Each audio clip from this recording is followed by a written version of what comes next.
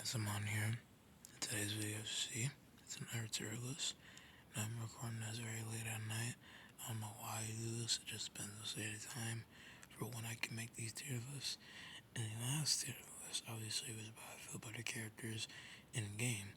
You see by title, this is ranking all the characters from a realistic slash power scaling standpoint. Their skills, their attributes, what they can do, any actual power scaling comparison, lore, what their count of feats, what they bring to the table, all that. My last video, what I've seen at the time of this video recording, has done solemnly good. A vast amount of views, 2 likes. One person disagreeing with me in the comments. That's fine. Because obviously you can have your own opinion. But actually I tried recording this the first time a long time ago. But my video recording got disfigured, so you guys can't actually see it that well. So we're gonna go ahead and redo this. But at the same time, the same matter, my points still stand. So we're gonna start from the bottom. We're gonna go all the way to Shinobi. Hope you guys enjoy. Hope you guys having a great day. Let's go get into it. So Shinobi. Skills alone, which hold up, let me just see how this renders. Okay. Okay, it's up. Because my internet's perfectly fine. Let me just check the podcast. Made him. Biggest kind of side involving the internet is that I want this stuff to be able to render, not like Sprag and everything. But Shinobi, he's a very high skill warrior, a great assassin slash spy with his mystical superhuman capabilities. He's rightfully in soldier tier. But I explain these tiers because arguably it's self-explanatory. But F is for father, weak in comparison to others, just low human, soldier, strong suited fighters, war gods, top dogs, the brutal beasts, top rank, inanimate warriors, and even without superpowers or anything, the overarching skill overranges the other characters. Now legendary is the characters that are just a whole new wrecking ball power. People that would be too supernatural to really even hold up any counterpart against other people. You guys are going to see that more and more. But also that stands for characters that have great skill. They can stand to that stay height. But there's a lot more to that, and I'll get more in depth about that when I get characters into that. Hold on a second.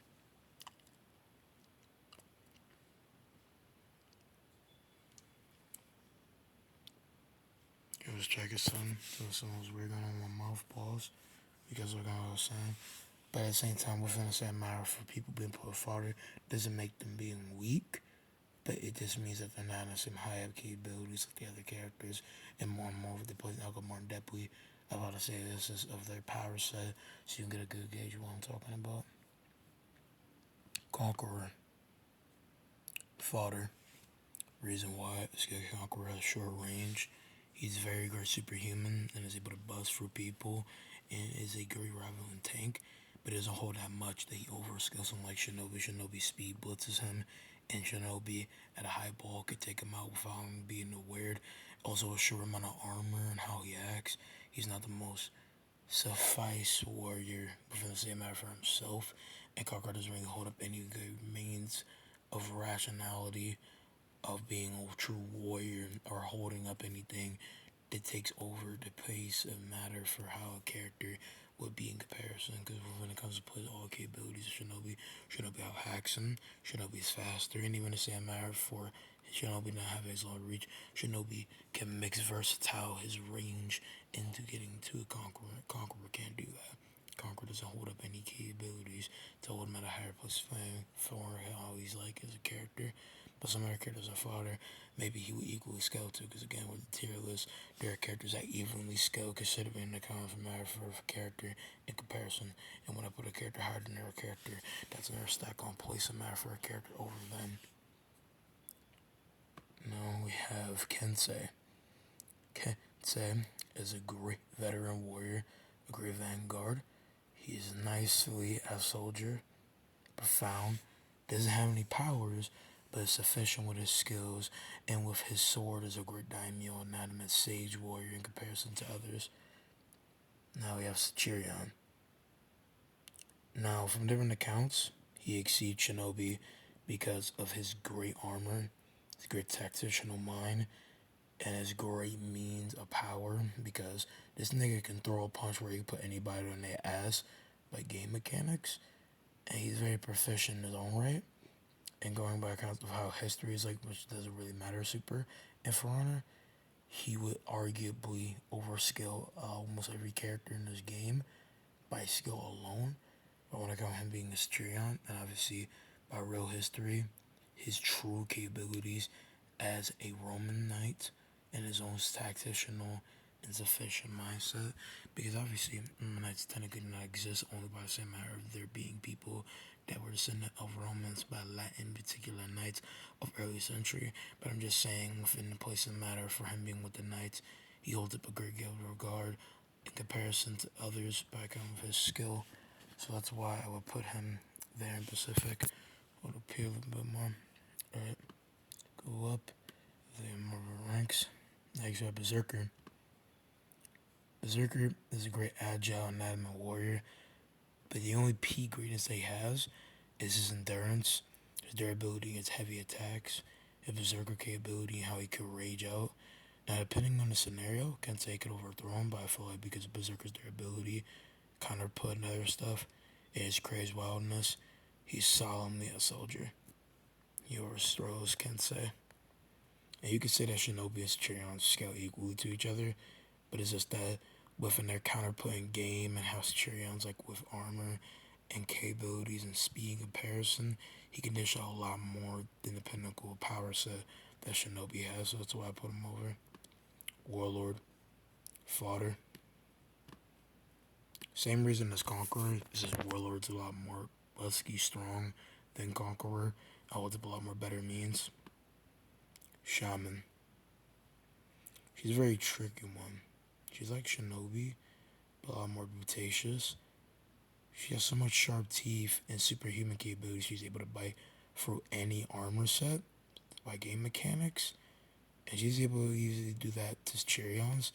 And when Cheerions by the Fallen Lord went hunting for shamans and other Pacific Vikings of that same the background, so I shouldn't say instance of beings in the department of power set, they got slaughtered. They give you all a little bit of lore background. The Cheerions went after some of the shaman people over in the mire. It became some landscape of Ashfield. When they went after them, they were never found again. They were eaten alive. They were devoured, not just in the sense of them actually being eaten, but slain, because they could not outnumber the shamans, and the shamans were too brutal. They ravaged through their armor. Their armor was nothing but leather in comparison to them, and the shamans are too extremely more better.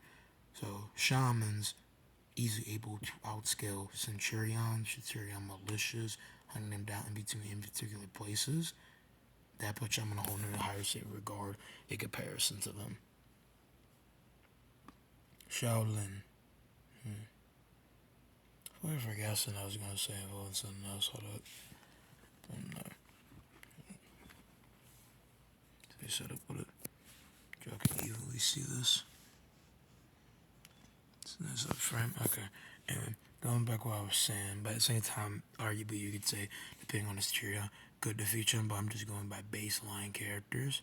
So even with that capability of the inner character being able to defeat them in a different place, doesn't take away the same matter that a character overall exceeds that character by different accounts of capabilities of others. That's not taking mainline characters as this, but it's just general. White Chang, the Shaolin.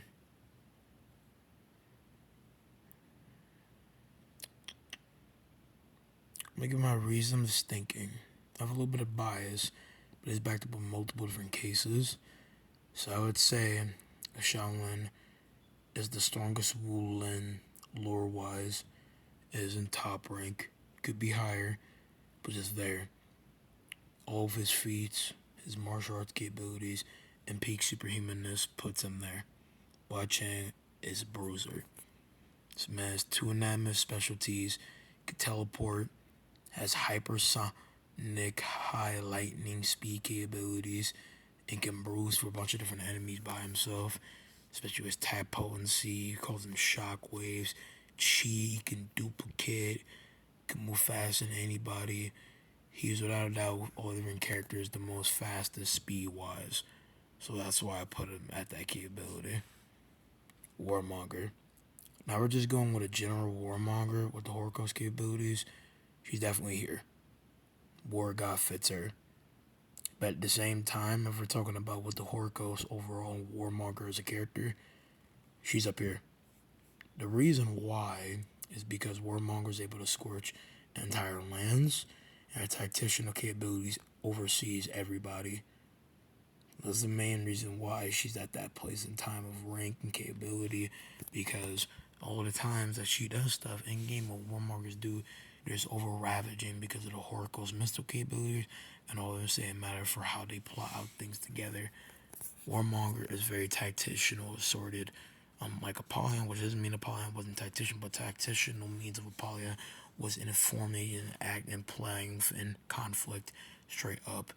Warmonger cast out much of say conflict to provoke and put into position things, and then ravaged out from there. She pinned it, made things spice out, then came in when things were on a shallow, and she can make a deep penetration on every person that got in her way. Pause. So that's why she's there. But we're talking skill wise, she would just be here. This is Warmonger in general, normal Warmonger, because Shaolin could easily best a Warmonger. But if we're talking actual Warmonger, she's here, so we'll put her there. Kao Shin. Now, I'm very confused about Kao Shin because he's a new character. We don't know everything about his lore, but he could be even scaled to Shaolin or not because of all of his different mystical capabilities, the water stance, his traps, his soul manipulation, possibly by splicing souls and being able to do a bunch of different big practical hack stuff. I would say he's on an even scale to Shaolin. You could argue who exceeds other, whatever it may be. Orochi. With the power set of Orochi exceeds all of these different people. But at the same time, if we're going by General Orochi could be even scaled to Shaman, because Shamans devoured a bunch of Orochis that try capturing them in the mire. So I don't know. I say Orochi with the power setting capabilities scales there, but I definitely think Orochi overthrows Shinobi. I don't think Orochi overscales Centurion. By prior. Here. By prior. Second command to a bunch of different militias of the Blackstone Legion. Has a Scutum Great Helm Shield. Has better capabilities involving his own mystical stuff of dark and black magic. Has more experience than a lot of different characters. More wild out in the same manner for her skill set. It could overthrow all of them, and also take into consideration of gameplay with how he flips people. He could easily override people and how they could do stuff. Jingjun.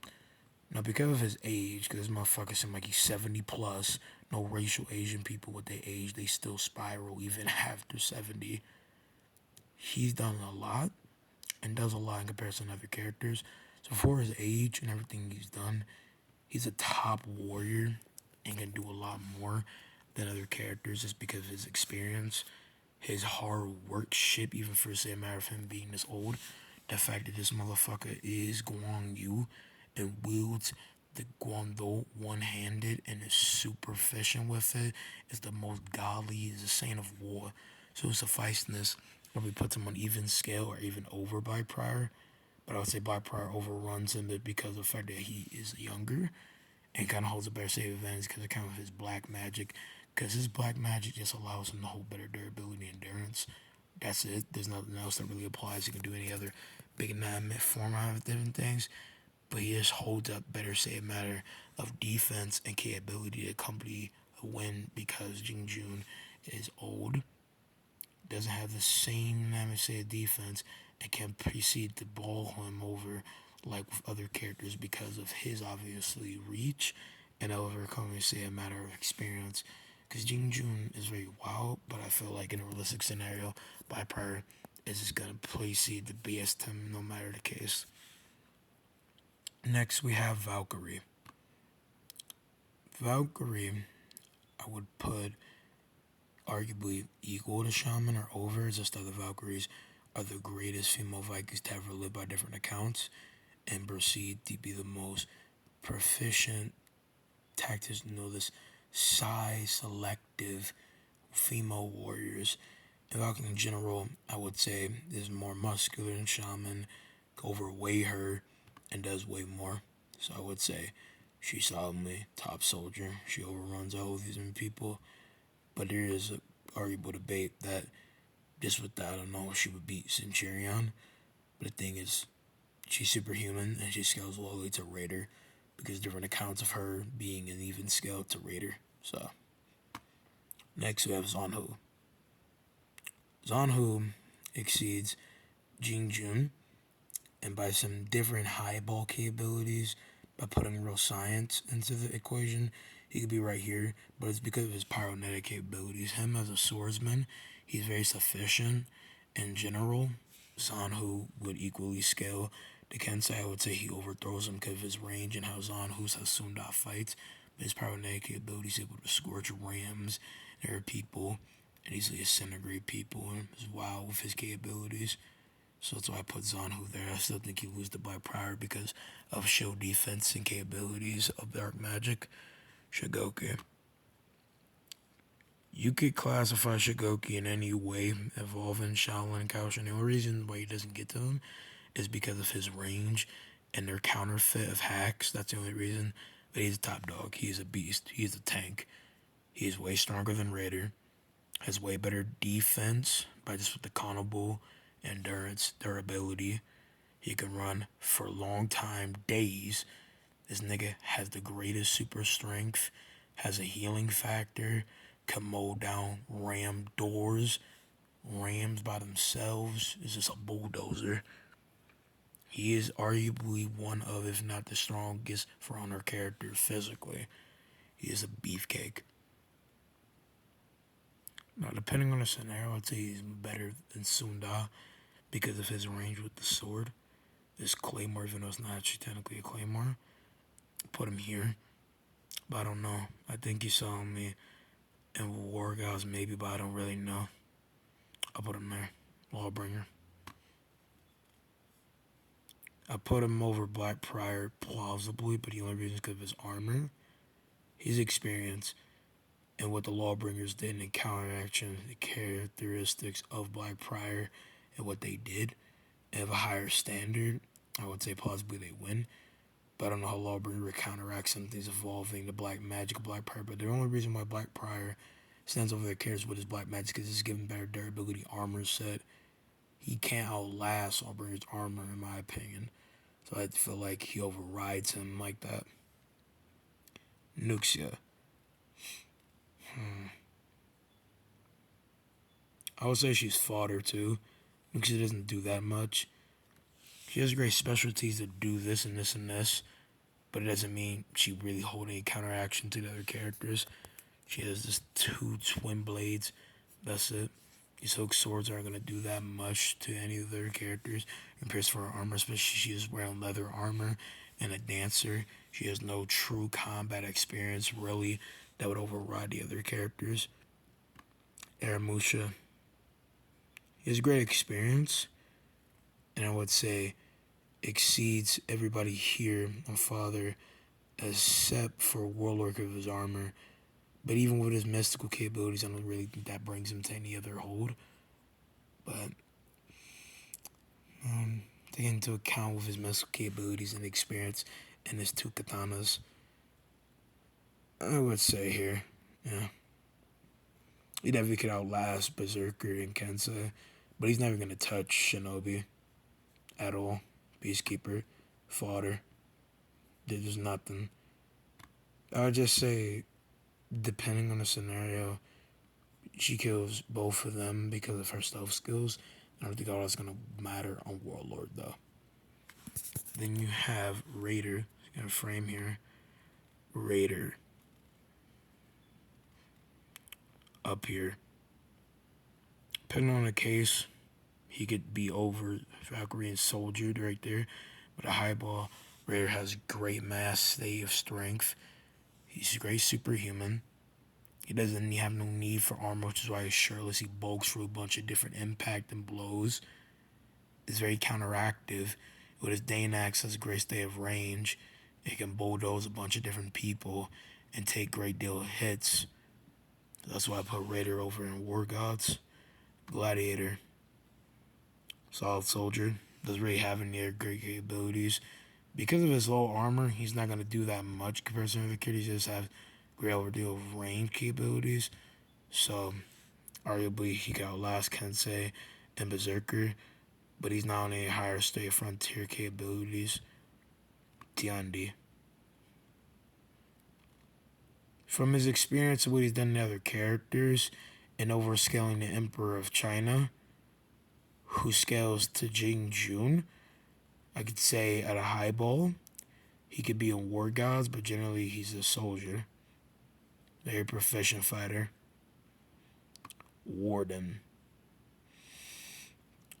I don't know.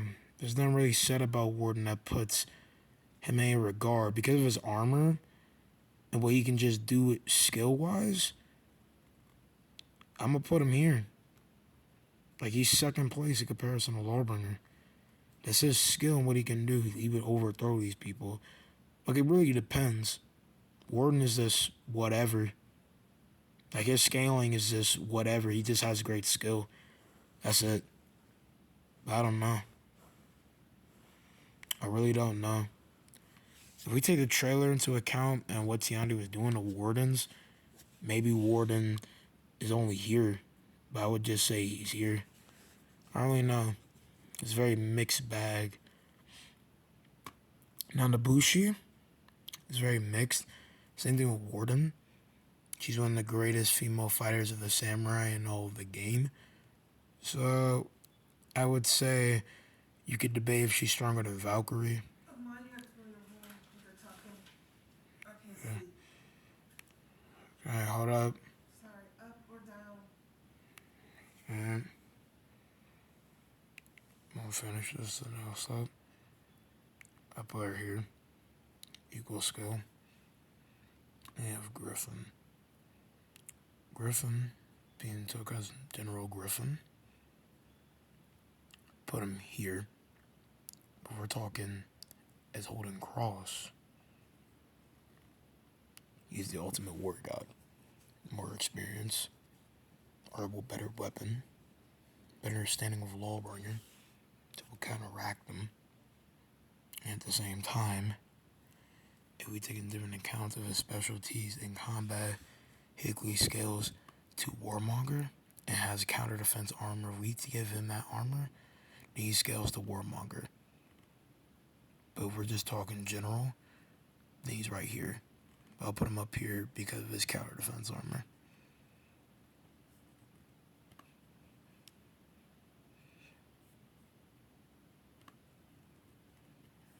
Next, Jormungandr. Jormungandr has an 8-island destroying hammer. Is a beast. Could eradicate a bunch of different people. And overscale Shigoki and capability of power. But because of their hacks, he wouldn't be able to hit them. He's too crazy and wild, so he can't really do none. Hirokiri.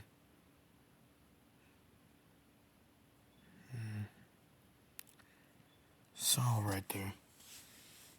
Hito is great with skill, mystical sorcery, and will hold up a little bit better hacks than the other characters. So I would say this is right here. This is Mario, but they she could see Kaoshin. But I don't know. Yeah, I'll give her that. I'll give her that. Yeah. So I'll tear this. So again, this is power scaling realistic skill in comparison. That's Taylor's guys. Hope you guys have enjoyed. Great tier list. I'll see you guys in the next one. Peace out, army. Love y'all.